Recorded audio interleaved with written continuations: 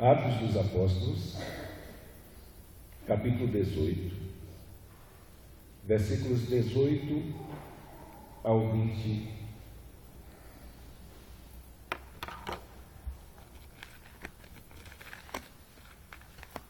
Atos capítulo 18, do versículo 18 ao versículo 28.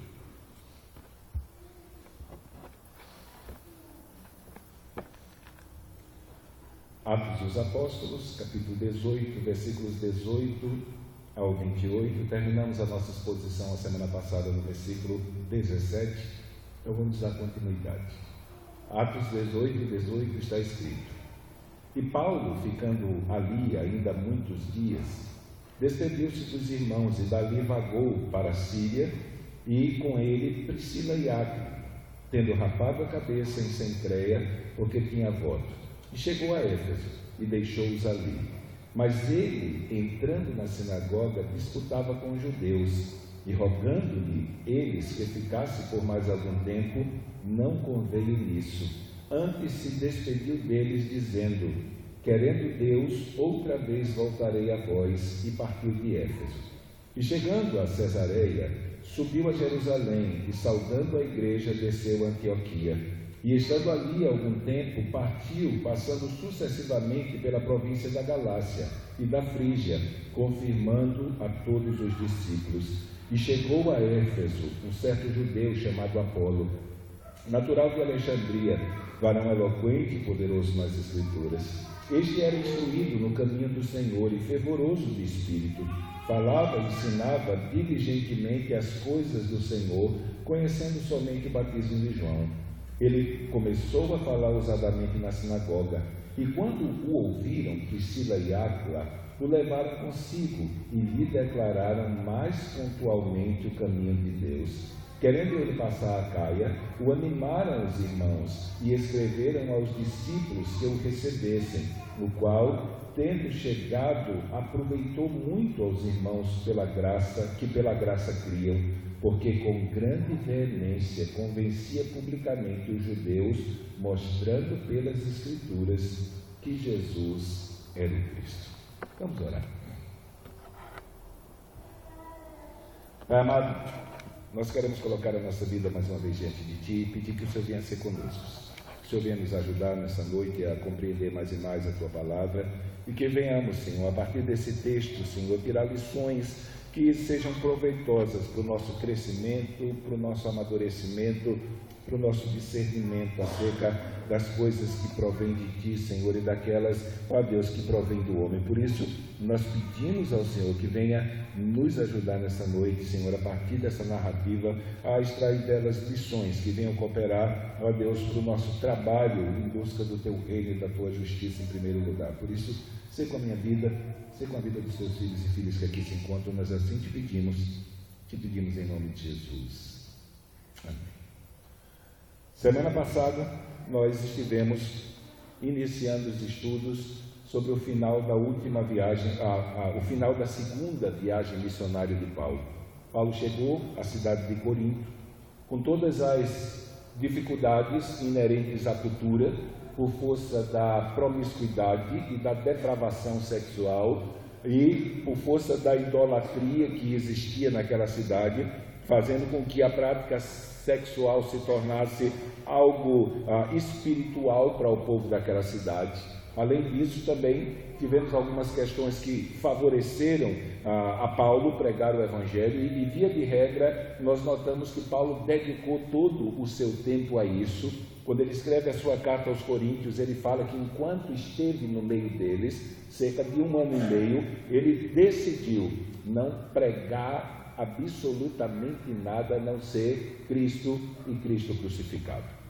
Então, nesse sentido, o tempo inteiro que Paulo passou na cidade de Corinto, por força do alívio das perseguições e das oposições que Deus havia lhe dado em relação aos judeus e em relação à influência que os judeus tinham perante as autoridades romanas, fazendo com que Paulo continuamente tivesse que fugir de cidade em cidade.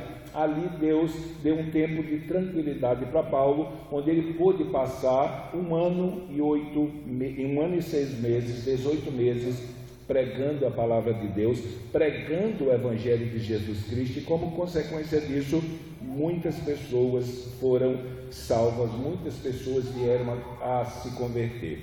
Uma das coisas que nos chama a atenção é que o modus operandi dos judeus permanece o mesmo.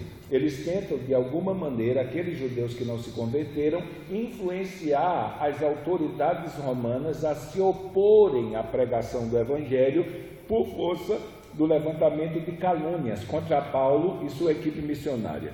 Nós vimos no final do estudo da semana passada como a mão de Deus, ela é soberana não apenas sobre aquilo que diz respeito à igreja, mas a mão de Deus, ela é soberana inclusive no curso desse mundo. Semana passada, eu acho que o presidente Temer, no meio de toda essa tribulação que ele está passando, em um dos seus discursos ele disse a seguinte frase: eu não sei como é que Deus me colocou aqui. E isso virou motivo de piada na internet. Mas na verdade não deveria ser motivo de piada, porque até nisso Deus está no controle. Os erros cometidos pelos homens como pecadores, Deus não é o agente disso, mas o administrar a história, permitindo que as coisas aconteçam para que tudo chegue ao fim para a glória dele, isso sim. Então, o normal era os judeus se rebelarem contra Paulo, se revoltarem, ficarem irados, irem às autoridades romanas, inventarem calúnias contra Paulo, e aí as calúnias que eles inventavam infringiam leis romanas, e como consequência disso as autoridades romanas iam atrás de Paulo e algumas vezes prenderam Paulo, açoitaram Paulo. Mas aqui, enquanto os judeus estavam tramando em Corinto pressionar as autoridades romanas para que chegassem para Paulo e sua equipe, ou os tirasse de circulação, ou os expulsasse da cidade, Deus vai lá e troca o governador da província. Enquanto os judeus estão armando todo o esquema, Deus estende a sua mão poderosa, tira o governador que tinha lá e coloca um governador chamado Gálio. Esse homem, ele era conhecido pelo o seu amor demonstrado por cada cidadão romano, e era um governador anticorrupção. Enquanto os judeus tentavam acusar Paulo, Gálio percebeu que eles não estavam fazendo aquilo com sinceridade e estavam querendo usá-lo para que a vontade deles fosse feita. Moral da história, o governador da província, ele liberou a pregação do evangelho na província. Mas na frente há a citação de um decreto que ele estabeleceu, simplesmente deixando Paulo e a sua equipe pregar o evangelho livremente. E ao contrário do que aconteceu das outras vezes, que Paulo algumas vezes foi preso, que Paulo foi açoitado, nesse interim, os judeus que estavam diante do governador, tentando acusar Paulo do que Paulo não fez, esses sim foram colocados para fora às custas de varadas. Quando diz que eles expulsaram os judeus diante do governador, o modus operandi era que os soldados pegavam em varas e simplesmente saía batendo deles para eles desaparecerem. E a frustração deles foi tão grande por ter apanhado que eles descontaram no presidente da sinagoga, no principal, e aí bateram no pastor presidente da sinagoga. De tanta raiva, e aí Paulo teve 1 ano e meio, Lucas não detalha, e aí volta a dizer, quando você está estudando essas narrativas de Lucas em Atos, você precisa entender que em cada parte, em cada etapa da obra de Paulo, Lucas narra a chegada de Paulo, o que aconteceu na sua chegada, e depois já pula para a saída de Paulo e fala o que aconteceu na sua saída. Ele não gasta muito tempo, ou em alguns aspectos, como aqui, tempo algum, tentando estabelecer minúcias acerca do que aconteceu no dia a dia de Paulo, o que Paulo fez ou o que Paulo não fez, porque não é a intenção dele. Mas ele começa dizendo que Paulo fez o que ocorreu no primeiro impacto, E aqui, na cidade de Corinto, com a liberação do governador da Acaia, as coisas ficaram mais fáceis para Paulo, com a inclinação natural que o povo tinha para escutar coisas novas. Isso se tornou mais fácil para que Paulo encontrasse ouvintes, apesar de toda a promiscuidade e idolatria que havia na cidade. Então, todas as coisas cooperaram. Paulo teve 1 ano e meio de tranquilidade no que diz respeito à pressão por, em algum momento, ser preso ou ter que ser apedrejado de novo ou surrado de novo. E isso Paulo não teve mais essa preocupação. E por 18 meses ele pregou o Evangelho, e depois de 18 meses chegou o tempo de Paulo sair e ir para outro lugar. Então, basicamente, aqui em Corinto terminou a segunda viagem missionária, porque agora Paulo ele estabelece uma ida a Jerusalém. Havia algo que Paulo ia fazer lá e que Lucas não relata, nem tampouco Paulo em nenhum lugar das Escrituras vai dizer que tipo de compromisso ele tinha em Jerusalém que o levou a viajar cerca de 2.500 quilômetros. Eu fico impressionado como eles andavam. Gente, 2.500 quilômetros é longe. Eu nem sei, eu acho que está daqui para o Rio de Janeiro ir de volta, né? Porque daqui para São Paulo tem 1.000, para o Rio tem mais 400, e de volta dá 2.800, uma coisa desse tipo. E Paulo simplesmente, ele sai da cidade de Corinto. Ele ainda praticava alguns costumes judaicos. O texto vai dizer aqui que ele fez um voto, rapou a cabeça. Isso que Paulo fez aqui não era nenhum tipo de apego a alguma tradição da lei. Se nós fôssemos fazer uma transposição para um costume que nós temos, essa ação de Paulo de fazer voto e rapar a cabeça é literalmente um ato de gratidão a Deus por aquilo que Deus havia feito nessas viagens missionárias através da pregação do Evangelho. Então, essa cerimônia, ou esse rito que Paulo participou, é a mesma coisa que um dos irmãos, por serem muito abençoados por Deus, chegasse para mim e dissesse: pastor, eu quero dar um culto, eu quero fazer um culto de ação de graças na igreja para agradecer a Deus por todas as coisas boas que Ele tem feito por nós. Então não houve nenhuma infração do Evangelho, não houve nenhuma infração de princípio nesse ato de Paulo em cumprir rituais judaicos que expressavam diante de Deus, ou que tinham como propósito diante de Deus expressar a gratidão que ele estava tendo por todas as coisas que Deus havia feito por intermédio dele lá na obra missionária. Então, a partir daqui, nós vamos ao versículo 18, diz o seguinte: e Paulo, ficando ali muitos dias, isso em Corinto, despediu-se dos irmãos e dali navegou para a Síria, e com ele Priscila e Áquila, tendo rapado a cabeça em Cencreia, porque tinha voto, e chegou a Éfeso e deixou-os ali. Mas ele, entrando na sinagoga, disputava com os judeus, e rogando-lhe eles que ficasse por mais algum tempo, não conveio nisso. Antes despediu-se deles, dizendo: querendo Deus outra vez, voltarei a vós. E partiu de Éfeso.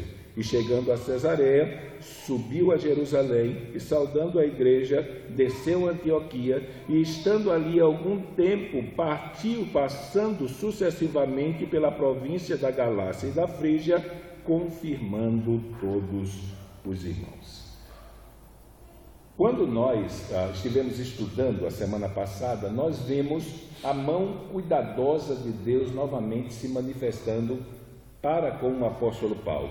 Paulo havia passado aquele período em Atenas, sozinho, sai de Atenas um pouco desanimado. Alguns escritores dizem que ele saiu profundamente desanimado assim, em função da falta de frutos assim, em termos de conversão, que ele teve na cidade de Atenas. Em relação às outras cidades, com todas as dificuldades, o número de conversos em Atenas foi muito pouco, e Lucas termina a história de Paulo em Atenas citando que se converteu o Areopagita Dionísio e uma certa Damares, e alguns outros, não é mais, e muitos homens e muitas mulheres, e poucos judeus ou muitos judeus, Então Paulo estava na sua primeira experiência solo como missionário. Ele chegou num campo só, desenvolveu a sua obra só, e apesar de todas as portas abertas para Paulo pregar o Evangelho, a cúpula dos eruditos de Atenas, que se reuniam no Areópago, convidou Paulo para voltar lá para pregar para eles. Paulo simplesmente vira as suas costas e vai embora. Paulo chega em Corinto, prega o Evangelho, a confusão com os judeus se instaura e Deus anima Paulo. Deus anima Paulo dizendo para ele que ele poderia ficar preocupado e poderia pregar e pregar e pregar, porque ninguém iria fazer nenhum mal para ele. E aí, no que diz respeito à troca de governador, isso foi uma ação divina para preservar a integridade de Paulo. Além disso, Deus fez com que os companheiros de Paulo, Timóteo e Silas, viessem estar com Paulo, e Deus arrumou um lugar para Paulo ficar nesse 1 ano e 8 meses, quando colocou lá, depois da perseguição que houve em Jerusalém com Cláudio, Áquila e Priscila, e a casa de Áquila e Priscila se tornou a casa de Paulo, e o sustento de Paulo, por um curto período de tempo, ele foi tirado trabalhando com Priscila e Áquila, que eram do mesmo ofício que ele. A ideia mais clara é artesão de couro. Aqui o tradutor ele escolheu a expressão mais simples, ele era fazedor de tenda, mas a ideia da palavra é que qualquer tipo de serviço de artesão que se utilizasse de couro, Paulo era instruído, como também Áquila e Priscila. Paulo, ele trabalhava durante a semana pela construção, e nos finais de semana, no sábado, Paulo ia para as sinagogas e pregava para os judeus, até que chegou Silas e Timóteo e trouxeram uma oferta da Macedônia para ele. E quando essa oferta chega, Paulo agora passa a dar tempo integral na obra, pregando o Evangelho, e ele faz isso até sair da cidade de Corinto. Ele sai de Corinto e aí se dirige à cidade de Éfeso, levando consigo os seus novos companheiros, Priscila e Áquila. Então Paulo saiu acompanhado de Corinto, de Priscila e Áquila, rumo a Éfeso. E quando Paulo, apesar de não ser o início da obra de Paulo em Éfeso, a obra de fundação da igreja de Éfeso vai vir no capítulo 19, mas Paulo, apesar de chegar ali e apenas estabelecer a residência de Áquila e Priscila, ou a partir daqui Priscila e Áquila, vocês vão ver uma inversão no nome dos casais, e isso é importante. Há um propósito, há um objetivo de Lucas nessa inversão aqui de nomes. Então eles estabelecem, Priscila e Áquila se estabelecem em Éfeso, estabelecem residência ali, e Paulo toma o seu rumo para Jerusalém. Paulo ele prega o Evangelho na sinagoga, e por incrível que pareça, as portas se abrem para Paulo. Eu acho interessante essa ação misteriosa do Espírito Santo no curso da administração da vida de Paulo, muitas vezes impedindo que ele fique para pregar o Evangelho no lugar que as portas estão abertas. Quando ele tem que fugir, quando as portas estão fechadas, é uma coisa. Agora, o próprio Espírito Santo, nessa condução de Paulo na obra, fazer com que Paulo simplesmente não permaneça para anunciar o Evangelho quando portas estão abertas, como foi o caso de Atenas. Eles pediram para Paulo ficar, e Paulo se foi. Aqui em Éfeso, ele se dirige mais uma vez a uma sinagoga judaica e pedem a Paulo para que Paulo permaneça ali e venha pregar mais para eles, e Paulo simplesmente, friamente diz que não poderia. Ele tinha um negócio para fazer em Jerusalém, volto a dizer, ele não cita mais o motivo dessa ida, e Lucas também não faz nenhuma colocação tentando nos dizer o que Paulo iria fazer, mas simplesmente Paulo chega ali em Éfeso, deixa o casal e sobe para Jerusalém. O interessante é que ele vai para Jerusalém, ele vai de barco, ele atravessa o mar, chega no porto de Cesareia, se dirige a Jerusalém e volta para a igreja de Antioquia, onde ele começou a primeira viagem e onde ele começou a segunda viagem. E a partir daqui, nós começamos a observar duas qualidades do apóstolo Paulo que são bem evidentes no seu ministério. Por um lado, à medida que cada viagem se desenvolve, nós vemos um Paulo apóstolo plantador de igrejas. Alguém que de cidade em cidade prega o evangelho, estabelece igrejas locais, coloca líderes sobre essa igreja e deixa líderes cuidando, passa a outra cidade e aí por diante. Então, o Paulo, plantador de igrejas, já é bem conhecido nosso, mas agora, mais uma vez, como o foi na segunda viagem, nós vemos um Paulo pastor. O Paulo preocupado com aqueles que haviam se convertido e também preocupado em instruí-los mais profundamente e mais claramente acerca do caminho. Então Paulo não fez um bate-volta, ele saiu de Éfeso, ele foi a Jerusalém, resolveu aquilo que ele tinha que resolver, lembrou do que os judeus disseram pedindo para ele voltar e voltou. Paulo, ele, primeiro, se sentia responsável com uma igreja que o enviou.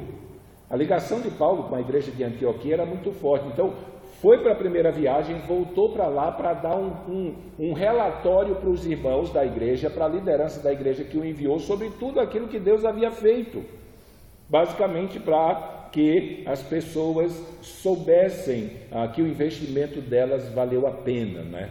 Então Paulo ele tinha uma dívida, se a gente pode usar esse nome, de gratidão muito grande para com aqueles que o apoiaram no início da sua caminhada, no início da sua trajetória. Alguns anos atrás, quando nós fomos lá em João Pessoa, e fomos em Recife, nós tivemos numa igreja lá, uma IPI, uma igreja presbiteriana independente. Quando eu estava no seminário, eu fui sustentado, eu não tinha mantenedor, estava devendo um monte e ainda tinha 1 ano e pouco na frente, então eles pediram seminarista, me mandaram para lá, eles pagaram minhas dívidas anteriores, me sustentaram até a minha formatura, pagaram tudo que tinha que ser pago ao seminário e eu vim informar, 1 semana depois eles encontraram um pastor para ficar lá. E agora, numa dessas nossas viagens, eu fui lá e testemunhei para eles tudo aquilo que Deus tenha feito, né? Desde a época em que eu saí do seminário até chegar aqui, e tudo aquilo que como Deus tinha sido bondoso para nós, né? E eu, quando terminei de expor tudo aquilo que Deus tinha feito na nossa vida durante todos esses anos, eu fui expor para ele que não estava dizendo aquilo para de alguma maneira me engrandecer ou para que eles vissem em mim alguma coisa maior do que eu de verdade era, mas sim para mostrar para eles que o investimento que eles fizeram no reino não foi vão. Não foi vão.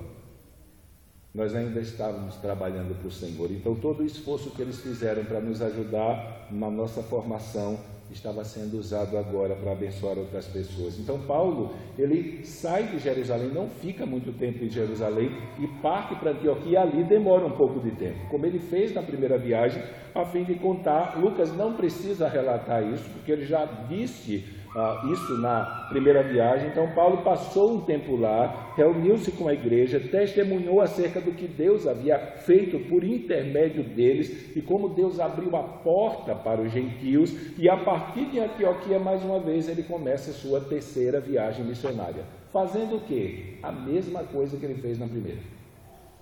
Paulo, naquelas igrejas abertas na Galácia e na Frígia, na primeira viagem missionária, Paulo voltou a visitar cada uma delas para ver como os irmãos estavam e para fortalecer os irmãos. Então, se por um lado nós temos um plantador de igrejas, apóstolo Paulo, por outro lado nós temos um pastor, apóstolo Paulo, que tinha uma preocupação muito grande com aqueles novos convertidos, aqueles novos na fé, que por força da rapidez, nesse sentido, com que ele se movimentava para que o evangelho se tornasse conhecido, ele, quando tinha tempo, quando tinha oportunidade, ele voltava a cada uma delas. Então o texto, ele para em Antioquia, passa algum tempo e volta pela região Frígio, Galácia, pela região da Galácia. E aí, se nós formos observar onde ele abriu igrejas, nós vamos ver claramente que de Antioquia ele foi pelo menos para 4 cidades: Antioquia da Pisídia,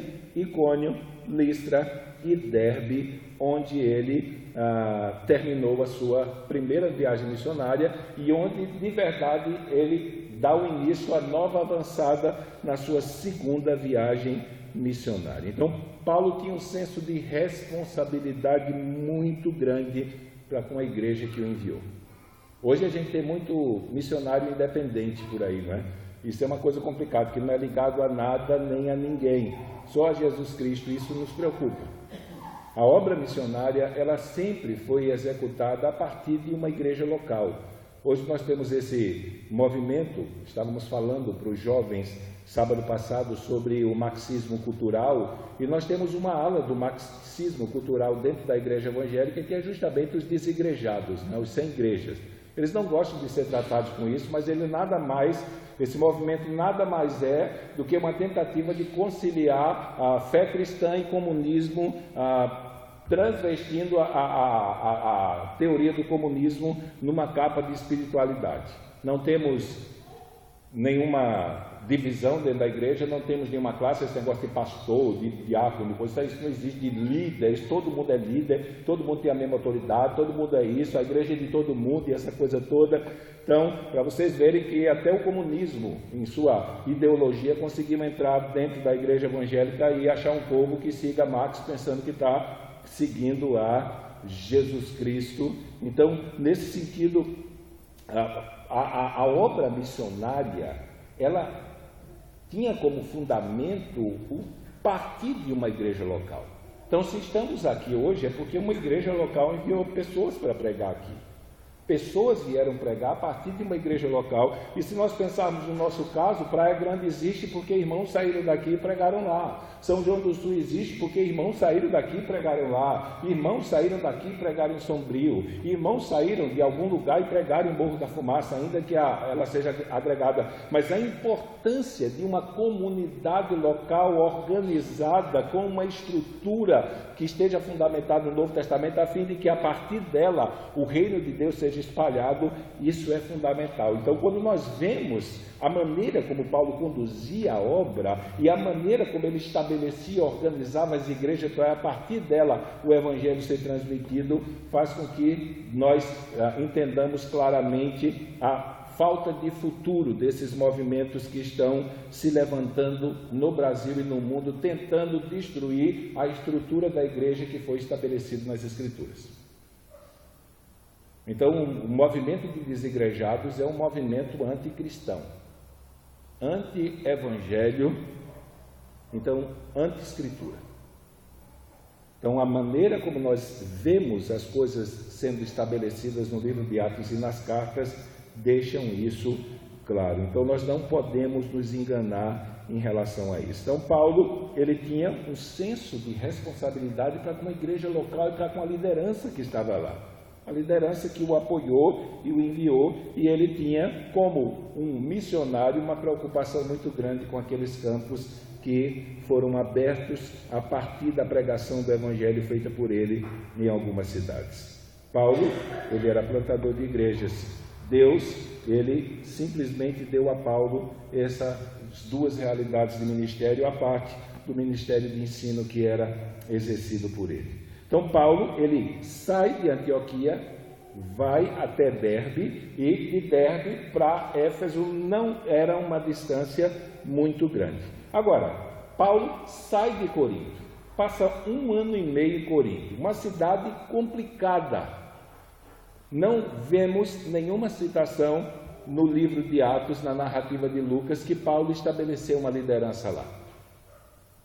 O texto só diz que se converteu muita gente mesmo. Quando Paulo virou as costas para os judeus e foi para os gentios, gente, Deus abençoou e muita gente se converteu. Então, se há uma preocupação de Paulo em relação às primeiras igrejas que foram abertas por intermédio da sua pregação, imagine com Corinto, a igreja que ele devotou até esse momento a maior parte da sua vida. A cidade que ele gastou mais tempo pregando o Evangelho e a cidade onde basicamente ele viu mais fruto de conversão. Enquanto Paulo estava em Corinto, Deus estava preparando alguém para mandar para lá. E uma das coisas que me chama a atenção, a partir aqui do versículo 24, quando ele vai introduzir a figura de Apolo na história das viagens missionárias, isso me lembra muito o que Paulo diz em Romanos capítulo 1, verso 2. Paulo diz, Paulo, servo de Jesus Cristo, chamado para apóstolo, separado para o Evangelho de Deus. E essa expressão, separado, em seu sentido original, não diz respeito ao momento em que Deus tomou Paulo e o escolheu para o ministério. Mas a ideia da construção da frase é que Deus havia conduzido a vida de Paulo desde o seu nascimento, levado Paulo a ter experiências na vida que estavam ajudando a ele a executar o ministério para o qual Deus o chamou. Agora imagine, como vimos a semana passada, a cidade de Corinto.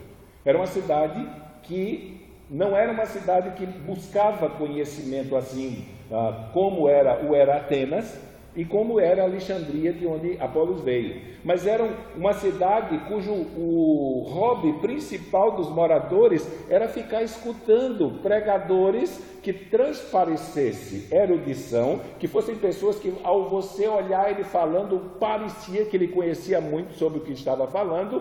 E uma das coisas que eles admiravam mais do que isso é se o cara fosse um orador eloquente, daqueles que prende a atenção do povo quando está falando. E em função disso, se alguém conseguisse transparecer que tinha profundo conhecimento acerca de algumas verdades e ele fosse muito bom de lábia, certamente ele arrumaria muitos seguidores.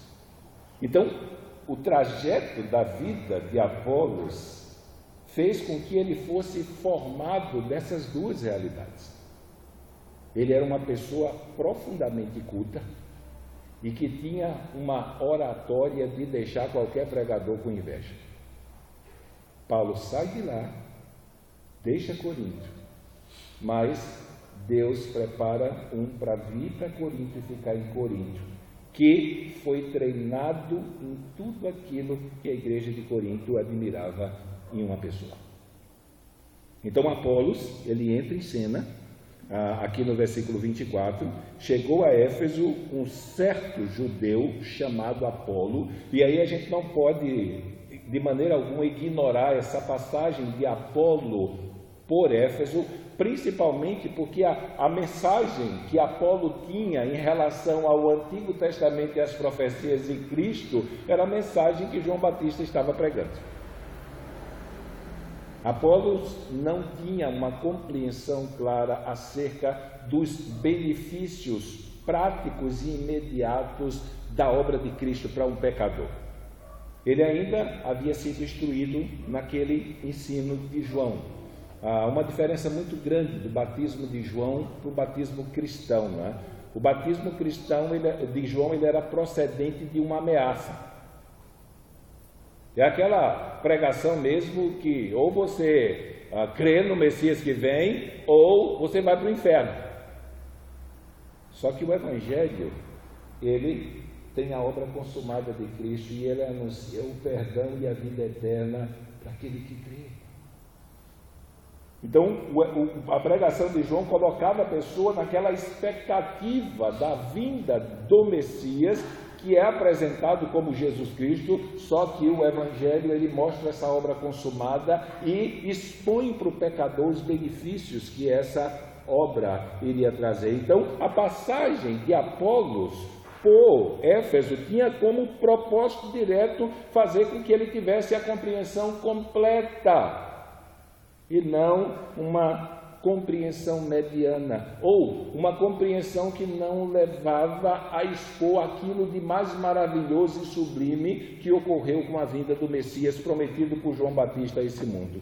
Então, Apolos, ele é natural de Alexandria, depois de Atenas, era o maior centro universitário do Império, Então nós tínhamos 3 cidades universitárias, que era Atenas, era Alexandria e Antioquia. Então, nesse sentido, a segunda maior cidade universitária do Império Romano era a cidade de Alexandria, que tinha esse nome por causa do seu fundador, que foi Alexandre o Grande, em 332 a.C., e ela só perdia em ser uma cidade profundamente conhecedora e os seus habitantes serem profundamente cultos somente para Atenas. Foi nessa cidade que aquela versão do Antigo Testamento para o grego foi escrita. Foi em Alexandria que a Septuaginta foi traduzida.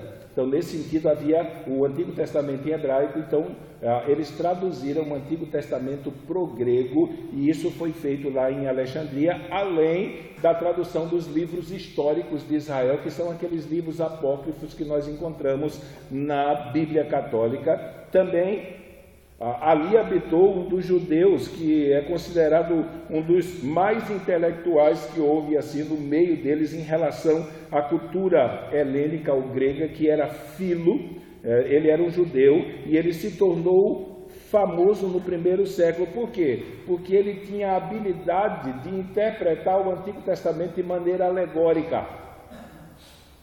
Isso era muito feito pelos judeus. Tanto que a maneira como eles interpretavam foi repreendida por Jesus no Sermão do Monte. Vocês ouviram o que foi dito? Ou seja, a interpretação que os judeus deram a esse texto, eu, porém, vos digo. E aí ele interpretava o texto corretamente, fazendo o confronto de posições. Então aqui ele foi treinado nisso, ele foi treinado na argumentação lógica, tanto no que diz respeito ao conhecimento grego, mas também a maneira de interpretar as Escrituras. Essa cidade, ela possuía 600 mil habitantes. Se nós achamos a cidade de Corinto grande, com 200 mil naquela época, ou a cidade de Éfeso, que era a capital da província de Acaia, com 300 mil, aqui a cidade de Alexandria, ela possuía cerca de 600 mil habitantes e só a biblioteca. O pessoal às vezes eu tenho o costume de dizer que o pessoal antigo era mais ignorante, né? Só a biblioteca universitária de Alexandria, ela tinha cerca de 700 mil livros naquela época. Gente, nós não tínhamos imprensa. A imprensa foi criada em 1450 e pouco, 90, já na segunda metade do século XV. Mas uma biblioteca, naquela época, cerca de 2000 anos atrás, com 700 mil livros, numa cidade que tinha 600 mil, tinha mais de um livro por habitante. Então, o nível de cultura daquela cidade era muito grande. E aí, esse homem, profundamente preparado para o contexto para o qual ele está sendo enviado, essa é a ideia que Paulo passa em Romanos capítulo 1, que Deus prepara cada pessoa para o lugar que ele tem para destiná-lo. Então, para onde quer que Deus vai nos mandar qualquer dia da nossa vida para realizar a sua vontade e fazer a sua obra, em todo o curso da nossa história, em todo o curso da nossa vida, Ele nos muniu de todas as ferramentas que são necessárias para que nós façamos o que Ele quer que nós façamos. Às vezes nos atribulamos porque queremos fazer o que Deus faz por intermédio de outras pessoas. Isso nunca dá certo, não dá para copiar ninguém. Renildo é Renildo, Nego é Nego, Nabi é Nabi, Ana é Ana, Sara é Sara. Deus vai fazer na vida da Sara o que Ele planejou fazer na vida dela, e ela moldou a vida dela para fazer o que Ele queria, Ana, e aí por diante. Então aqui nós vemos toda essa preparação. Corinto ficou sem um líder, e Deus, sem que Paulo tenha nenhuma intervenção nisso, traz um líder que ele treinou e o capacitou e o habilitou para lidar com aquelas expectativas intelectuais que a cidade tinha, tanto no aspecto judaico como no aspecto grego. Apolo chega a Éfeso, capital da província romana, na Ásia Menor. Era o centro comercial mais importante daquela região. Éfeso era a capital da província de Acaia e tinha uma população em termos de 300 mil habitantes, e por força desse grande centro comercial, unido com a idolatria, com o templo da deusa Diana dos Efésios, quando nós formos mais adiante, nós vamos nos deparar com aquela situação que Paulo se encontra lá. Então, uma cidade profundamente influenciada pelo comércio e influenciado pela idolatria, e como consequência dessas duas realidades, o porto que trazia pessoas de vários lugares do mundo, e pessoas não apenas que vinham comerciar, mas também pessoas que vinham praticar atos religiosos, principalmente com Diana dos Efésios, e visitar. É muito parecido com aquilo que o povo está fazendo com o Templo de Salomão de São Paulo. Foi ou não foi? Eu encontro na rede social uma foto de alguém que saiu de Santa Rosa, está lá na frente do Templo de Salomão tirando foto para dizer que foi lá. Complicado isso, é a idolatria gospel disfarçada. Mas muita gente ia para Coríntio por causa da beleza do templo. Eu não conheço hoje um templo assim, por maior que seja, que possa ser comparado a esse templo de Diana dos Efésios. Ele era maior que um campo de futebol de 11 oficial. Ele media 78 metros de largura por 140. Imagine, 17 metros de altura só tinha as colunas e era tudo de mármore. Eram cerca de 100 colunas de 17 metros para sustentar o telhado. E lá no final do templo estava a grande imagem de Diana dos Efésios, que Lucas vai registrar em 19:35.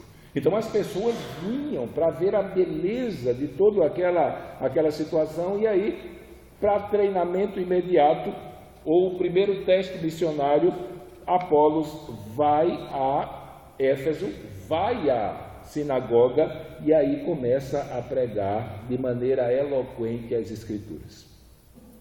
Isso, quando a gente estuda a história de Whitefield, essa era a marca dele. Ele era, no tempo em que os sermões eram lidos, ele era um pregador quase pentecostal, que gritava, fazia gesto e tudo mais, isso impressionava as pessoas. É o contraste aqui de Apolos. Apolos era aquele pregador que se envolvia com a mensagem e as pessoas viam, ele colocava entusiasmo, era uma pessoa profundamente entusiasmada com aquilo que estava pregando. Ele pregava o Antigo Testamento e a revelação de Cristo do Novo, ele tinha até aquilo que João Batista tinha ensinado antes de morrer. Então ele tinha uma mensagem do Antigo Testamento que apontava para Cristo, mas da vinda de Cristo para frente ele não tinha conhecimento, e isso foi percebido por Priscila e Áquila. Havia alguma coisa na mensagem de Apolo que a tornava incompleta. Ele estava quase preparado para ir pregar o Evangelho em Corinto. Então o texto vai dizer que ele era poderoso em palavras e obras, e essa expressão, ela traz a ideia de que quando ele pregava com entusiasmo e paixão. Isso era visto. Uma das coisas que a gente, quando está dando treinamento para a pregação, que a gente diz que precisa acontecer na vida de um pregador, é que as pessoas, ao ouvi-lo, elas devem ser levadas a acreditar que ele crê no que está pregando. Nós pregamos aquilo que nós cremos, e as pessoas que nos ouvem, elas podem nem crer, mas elas devem perceber isso, como foi na época de Whitefield, um dos ateus, eu me esqueci o nome dele da época, era bem conhecido, um defensor do ateísmo, e um dia um amigo dele pega ele correndo, eu já citei isso aqui, pela rua, bem rápido, e ele chama o cara e diz: ei, espera, para onde é que você está indo? E ele disse: eu estou indo ver George Whitefield pregar. E o cara disse: mas você não acredita no que ele prega? E o ateu olhou para ele e disse: mas ele acredita, e saiu correndo para ouvir a mensagem. Então, Apolos era isso, eu volto a dizer, facilita muito a vida da gente quando a gente prega. Nós não estamos pregando o sermão que nós escrevemos e organizamos e anotamos. O que escrevemos e anotamos serve como orientação para que a gente tenha uma mensagem clara, mais objetiva, mais compreensível. Mas, em última instância, nós estamos falando daquilo que nós cremos. daquilo que está escrito nas Sagradas Escrituras. Se nós tivéssemos o privilégio dos apóstolos, nós diríamos a mesma coisa que Pedro disse quando esteve diante do Sinédrio, quando mandaram ele parar de pregar. Ele disse: nós não podemos parar de falar do que temos visto e ouvido. No nosso caso, nós não podemos parar de falar do que temos lido e do que temos ouvido por muitos outros pregando a mensagem do Evangelho. Mas Apolo era uma pessoa que era fervorosa, era entusiasmada, ele era apaixonado por aquilo que ele dizia. Como disse Matthew Henry acerca de Apolo, ele disse que ele era um pregador que tinha fogo divino e luz divina. Ele tinha tanto o que dizer, como ele falava isso, e era visível o poder do Espírito Santo operando na vida deles. E para isso existem alguns pregadores, como o Dr. Hernandes, que ele faz essa distinção.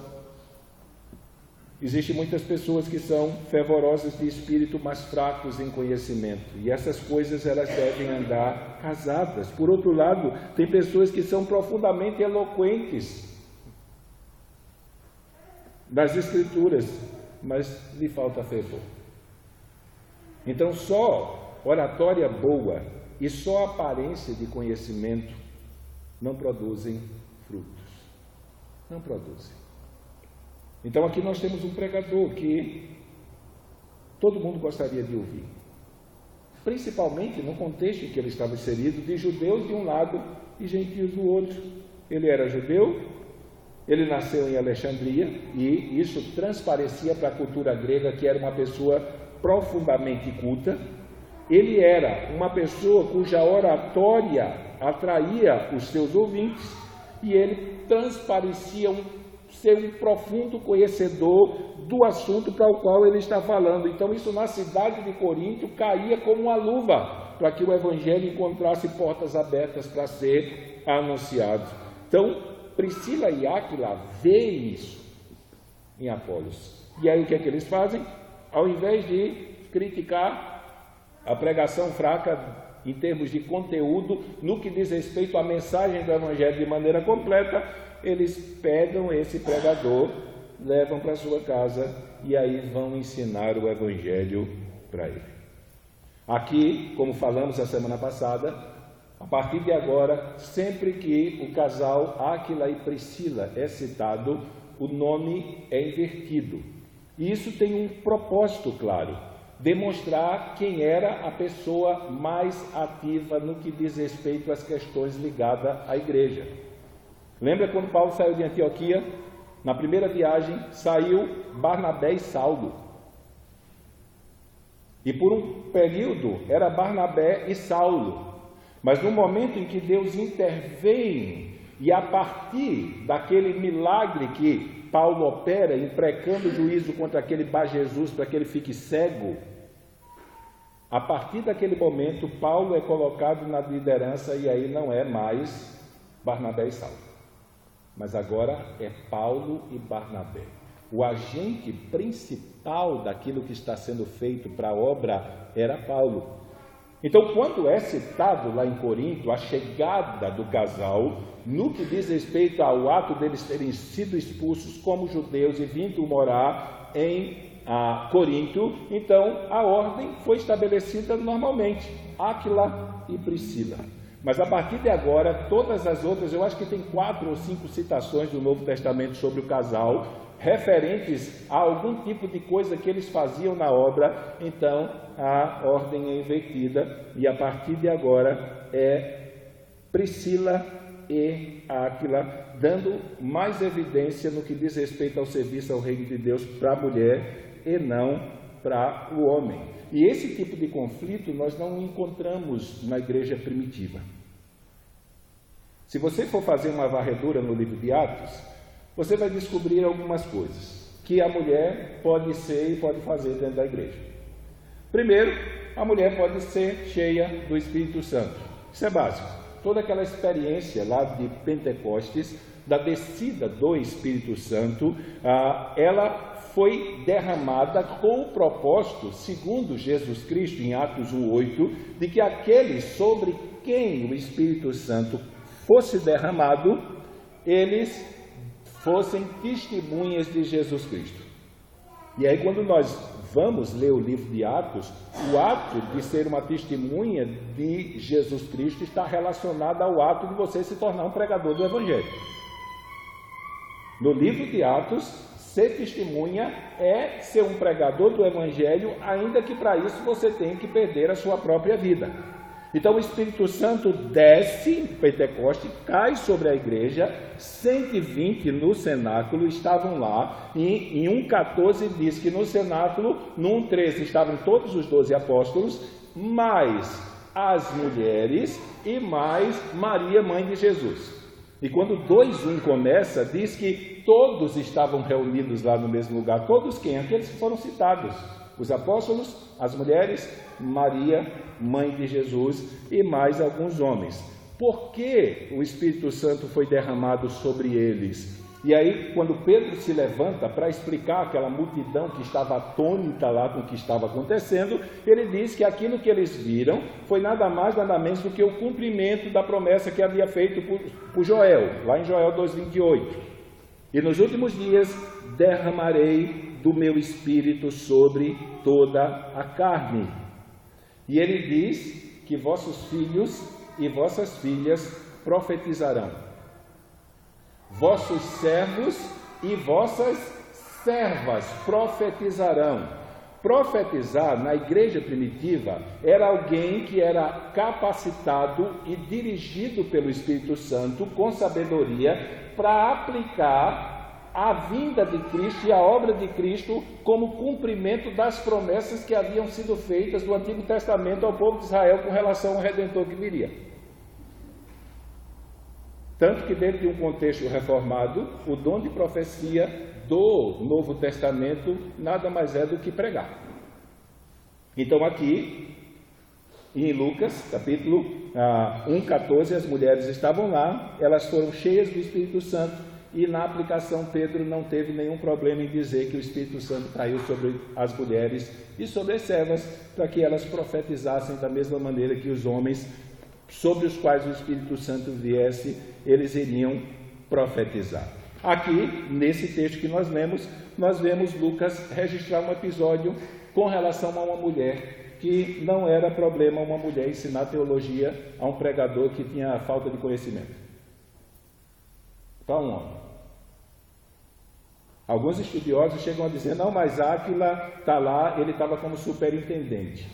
Quem diz isso não percebeu a maneira como Lucas inverteu os dois. O nome de Priscila, quando é citado primeiro, deixa claro de que ela era a que estava à frente. Se pudéssemos dizer, o Áquila era o auxiliar aqui na hora que ela estava dando estudo. Então, nesse sentido, nós vemos que existem algumas restrições. Um exemplo, como é dito lá na carta de Paulo a Timóteo, uma mulher, ela não pode exercer a batuta do ensino como superintendente do rebanho. Ela nunca vai poder ser pastora. E o ato de uma mulher pregar não torna ela pastora, como o ato de um homem pregar não torna ele pastor. Os pastores são pessoas que são levantadas por Deus, reconhecidas pela igreja e, pelo reconhecimento da igreja, exercem autoridade sobre ele. Então, aqui no livro de Atos, as mulheres não é vedado profetizar, as mulheres não é vedado ensinar, se elas sabem mais que o homem, e ensinar o homem, porque ela não está exercendo o papel de pastora dele. Ela apenas está exercendo o dom que Deus lhe deu e a habilidade que ela tem de falar sobre as Escrituras. E isso foi bom para Apolos, porque ele diretamente, a partir desse ensino, ele agora, quando associava Cristo ao Antigo Testamento, ele tinha a mensagem completa. Então ele passa um tempo lá, mais especificamente esse tempo foi apresentado para que ele fosse treinado nisso. E a partir do momento que ele junta o seu conhecimento, a sua oratória e uma mensagem completa do Evangelho, então agora ele está pronto para ir para Corinto e pregar o Evangelho. Tanto que Paulo vai fazer um elogio. Paulo diz que ele deu pontapé. Eu plantei, Só que quem foi lá e não deixou o evangelho que eu preguei morrer foi Apolos. Ele foi para lá e regou. E eu plantei. Apolo regou e Deus deu o crescimento. Sobre esse assunto aqui que nós estamos falando, do ato de Priscila ser a professora lá, o Justo Gonzalez, ele não apenas é escritor de história da igreja, mas ele também escreveu comentários bíblicos. Ele também cita o fato das filhas de Filipe, lá, que vai ser citado lá em 21:9, que elas profetizavam na igreja. Em 21:9 ele fala das filhas de Filipe que eram profetas dentro da igreja. Paulo, na carta aos Coríntios, eu acho que capítulo 8 ou 7, ele vai dizer que quando as mulheres fossem orar e profetizar na igreja, elas fizessem isso com a cabeça coberta.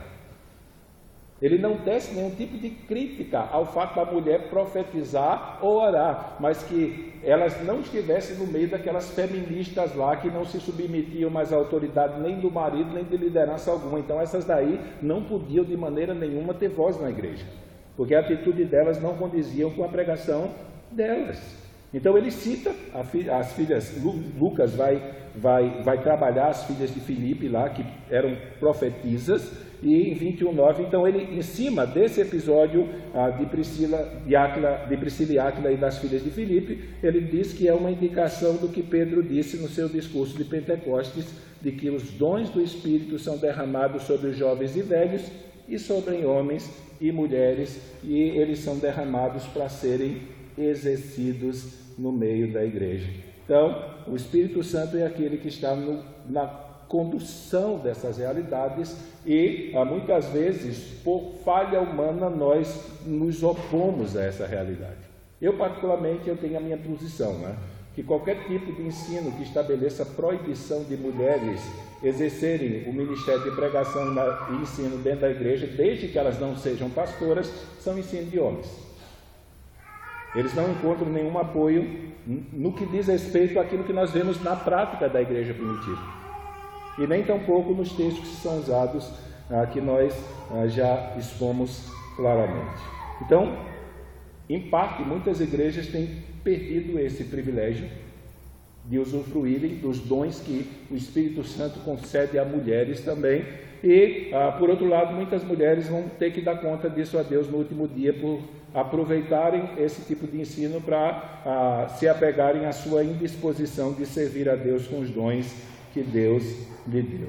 John Stott, ele diz que o ministério de Priscila e Áquila foi oportuno e discreto, e muito melhor para dar esse tipo de ajuda particular àquele pregador que foi Apolos.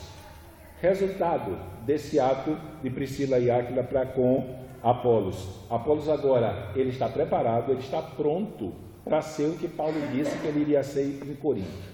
E ele é edificado, os ensinos recebidos por ele fez com que ele agora estivesse pronto para ir para Corinto. Não apenas confiando naquilo que ele iria pregar, mas também debaixo da confiança dos irmãos de Éfeso. Tanto que o texto que lemos, ela estabelece essa realidade que os irmãos, eles enviaram cartas para dizer para os irmãos de Corinto que poderiam ouvir Apolo e aceitar aquilo que Apolos tinha a dizer. Então, ele agora estava pronto, ele conseguia, quando chega em Corinto, provar por meio das Escrituras que Jesus é Cristo, é o Messias. Ele conseguia convencer os judeus pelo Antigo Testamento. Sempre que você vê essa expressão escritura, quando é escritura, ele está se referindo a uma passagem. Quando ele usa escrituras no plural, está falando daquilo que o Novo Testamento falava acerca de Jesus Cristo e que se cumpriu na vida dele. Então, Deus preparou alguém que cabia dentro do contexto. Apolo era eloquente, Apolo era inteligente, e a sua inteligência e a sua eloquência chamou a atenção dos irmãos da igreja de Corinto, e o próprio Paulo, ele presta uma determinada honra ao serviço importante que Apolos realizou lá. Ele foi o instrumento que Deus usou para manter a mensagem do Evangelho viva em Corinto depois da saída de Paulo. Tristeza nossa com relação à igreja de Corinto é que, infelizmente, por força de ações culturais, uma panelinha se formou dentro da igreja ao redor de Timóteo, e aí eles conseguiram constituir um partido político dentro da igreja, ou, melhor, não seria político, né? Um partido religioso que idolatrava a figura de Apolo. Nem Paulo escapou disso. Então, o que se tornou um instrumento para que o evangelho fosse, as portas do evangelho fossem abertas, se tornou em parte uma armadilha para que muitos da igreja de Corinto caíram nela, voltando assediado pela cultura anterior em que eles viviam e não pela cultura cristã. Nós não podemos, gente, de maneira nenhuma, ignorar a influência que o curso desse mundo causa dentro da igreja. Não é fácil, nós passamos mais tempo no meio do mundo do que no meio do povo de Deus. E se não tivermos cuidado, somos contaminados. Quando eu estava falando para os jovens, eu disse para eles que talvez daquela turma que estava ali me ouvindo, somente eu e o Kleber escapamos da lavagem cerebral do marxismo cultural. Nenhum deles escapou. E se algum deles dissesse, não, eu não fui contaminado, estava errado, porque é infiltrado na mente deles desde o jardim da infância até a faculdade. Ideias erradas, que quando são cridas, produzem pessoas de comportamento errado, de visão do mundo errado, ainda que elas sejam cristãs. Que eu diga aos desigrejados, essa ala do marxismo cultural dentro da igreja evangélica, querendo transformar a igreja evangélica numa igreja comunista. Então, nesse sentido, o evangelho ele foi firmado na igreja de Corinto a partir da obra realizada por Apolo. Só que uma obra bem realizada pode ser estragada se vier uma pessoa de cabeça ruim. Essa foi a acusação dos coríntios contra Paulo. A igreja está nessa situação dividida e bagunçada porque Paulo não ensinou direito. Paulo vai dizer, eu como um hábil arquiteto, eu coloquei o fundamento correto, e Apolo ele construiu sobre ele, quem estragou foi quem veio depois da gente. Mas eles tinham plena consciência, Paulo tinha plena consciência de que ele havia feito a coisa certa, mas os irmãos da igreja não se aperceberam do poder que o mundo tem de influenciar a vida da igreja, mesmo depois dela ter conhecido o evangelho. Mas aqui na vida do Apolos nós vemos algumas coisas boas. Primeiro, a humildade dele. Sempre que nós temos a oportunidade de conversar com pessoas que estão iniciando na formação teológica, principalmente no seminário, no curso, nós dizemos para ela que elas vão saber se valeu a pena ter feito o curso quando elas terminarem o 4º ano achando que não sabem de nada e que precisam ser instruídos ainda. Mas se uma pessoa faz um curso de teologia e sai se achando o rei da cocada preta, então ele tem que voltar para o 1º ano de novo. Ele não aprendeu absolutamente nada que fosse de futuro para mudar a vida dele. Nós encontramos muitas pessoas por aí que são assim. Mas aqui nós temos uma pessoa que, pela sua formação, era culta. Era profundamente instruída no conhecimento da sua época, mas que simplesmente, quando foi confrontado na deficiência que ele tinha, ele se sentou para aprender com irmãos. Simples trabalhadores. Ele teve a humildade de saber que ele precisava aprender. Ele enxergou a necessidade que ele tinha. Uma das coisas são claras para nós: quanto mais aprendemos, mais nos sentimos em falta. Quando eu aprendo um assunto, no meio do assunto descubro 10, 20 que eu não sei. Quando eu vou estudar esses 10, 20, descubro mais 10, 20 em cada um que eu não sei. Então nós não podemos dizer que não sabemos de nada. Mas também não podemos dizer que sabemos de tudo, porque se dissermos isso, não aprendemos com o ensino. Então aqui nós temos um homem que, apesar da sua erudição, apesar do seu conhecimento profundo acerca da lei judaica, que era a palavra de Deus do Antigo Testamento, e do conhecimento das filosofias gregas, mas ainda assim ele reconheceu a necessidade de aprender. Aqui para um judeu era uma coisa complicada. O judeu dizia que era melhor ele morrer e ser condenado ao inferno do que ouvir uma mulher pregando a lei. Nós temos um judeu aqui que aproveitou a oportunidade. E não apenas aproveitou, que reconheceu que o que Priscila tinha ensinado era a palavra de Deus. E ele pegou aquilo que aprendeu e aplicou na cidade de Corinto. E foi lá e pregou aquilo que tinha que ser pregado. Se tornou um instrumento.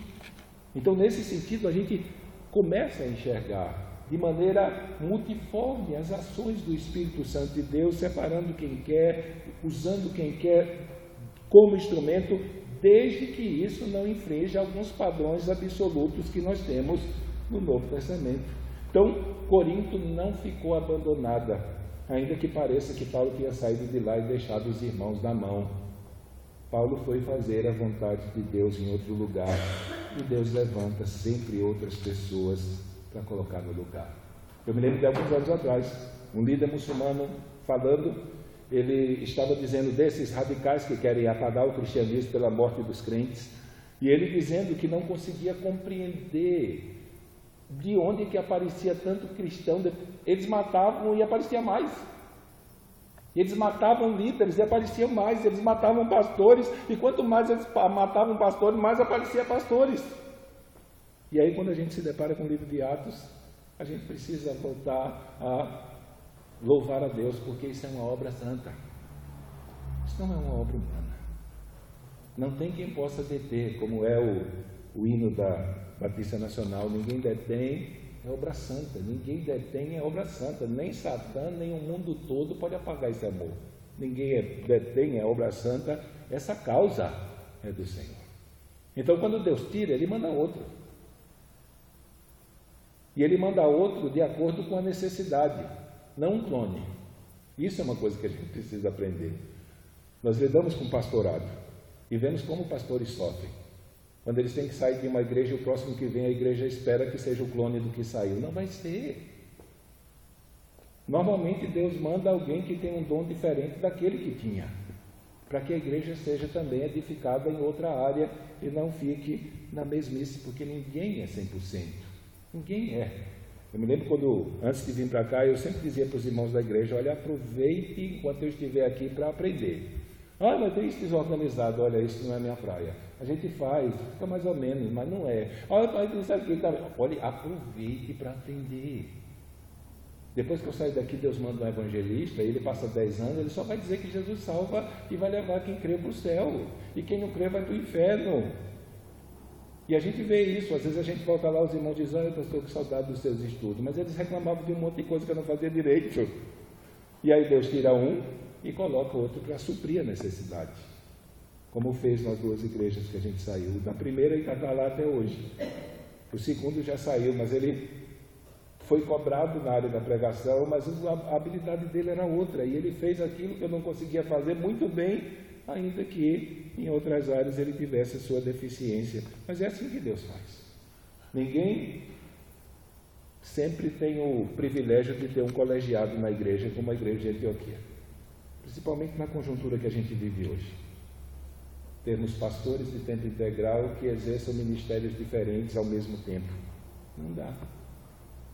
As condições físicas e financeiras não permitem, na maioria dos casos, e aí a igreja tem que ser abençoada em parte por um, e em parte por outro, e em parte por outro, e à medida de ser abençoado por cada um dos seus dons, ela vai ser edificada.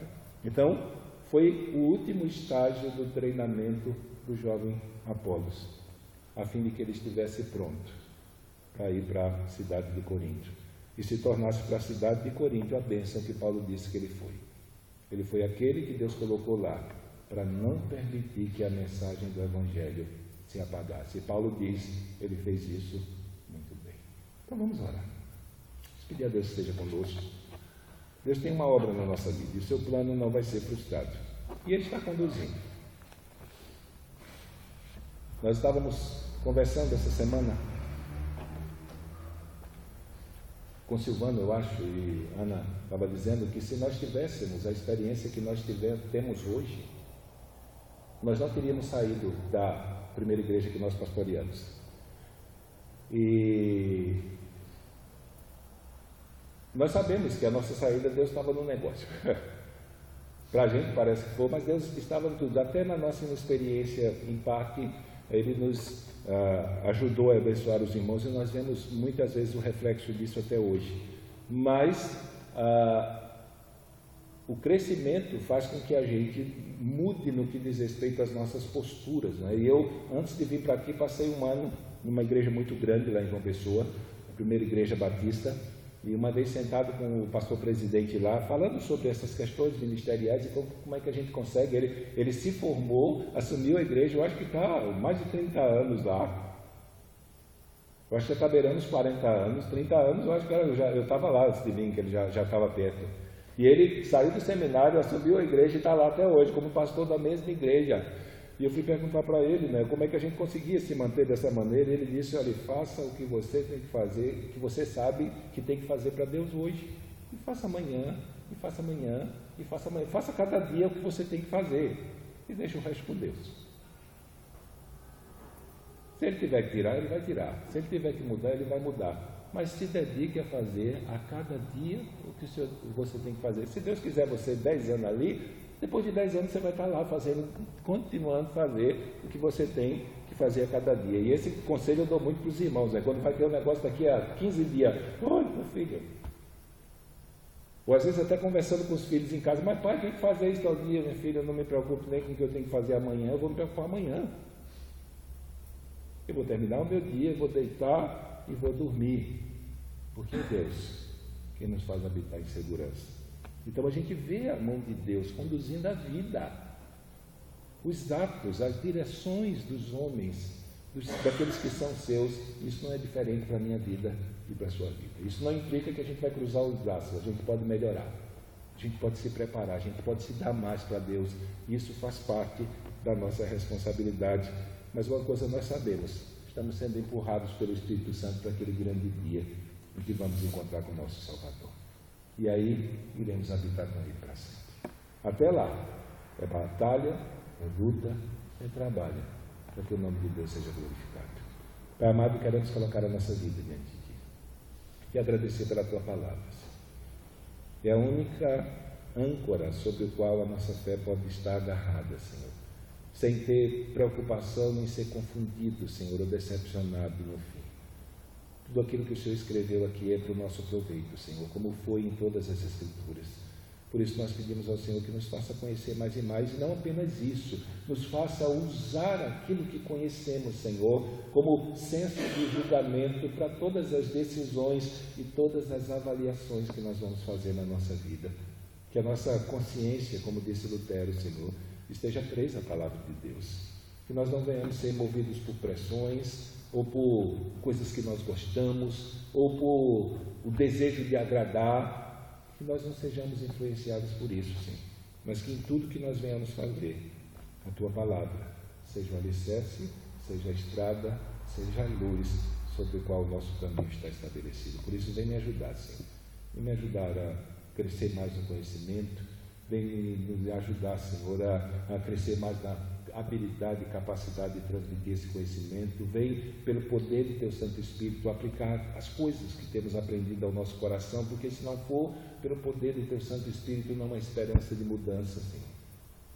Não há esperança. Por mais que nós nos esforcemos, Senhor, precisamos de um milagre Teu a cada dia, Senhor, um milagre Teu a cada momento da nossa vida, nos transportando de um degrau de glória a outro degrau de glória, para que cada dia estejamos mais parecidos com Jesus Cristo. Este é o fim do conhecimento da Tua palavra que o Senhor nos deu. Por isso, me ajuda o Teu povo, Senhor, e pelo poder de Teu Santo Espírito me transforma mais e mais, e transforma mais e mais o Teu povo, a fim de que as pessoas possam ver Cristo em nós, Senhor. Vem nos ajudar, nós te pedimos em nome de Jesus. Amém? Tem senhoras essa semana? Quinta-feira, 7h30, culto das mulheres. Vai ser aqui na igreja. Sábado, Decidiram o clube? Vai ter clube? Os adolescentes, então os jovens, clube à noite.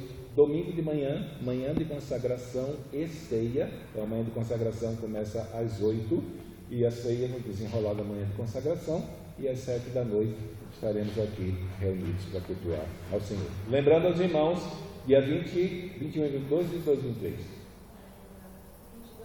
22 e 23 teremos o aniversário da igreja de Sombrio, sábado à noite, domingo de manhã. Depois do domingo de manhã teremos o nosso almoço. Então aqueles que vão estar conosco no almoço já estejam preparando a ceia. Se você trouxe o dízimo e oferta, pode estar ofertando aqui.